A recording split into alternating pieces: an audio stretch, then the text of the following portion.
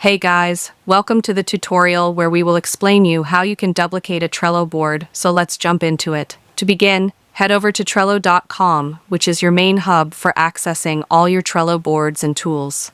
After logging in, navigate to your boards by clicking the Boards option in the main menu. Now, under the Your Workspaces section, look for the board that you'd like to duplicate. This is where all your project boards are grouped, so it's easy to find the one you need. Click on the board you want to copy.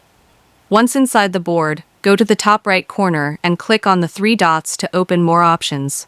From the drop-down menu, select Copy Board. Now it's time to give your new board a name.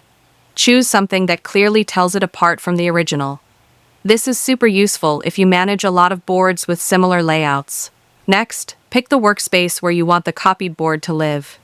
Choosing the right workspace helps you stay organized, especially if you're managing multiple teams or projects. You'll also see some checkboxes letting you decide if you want to copy all the cards and template cards from the original board. If you want a complete duplicate, make sure both boxes are ticked.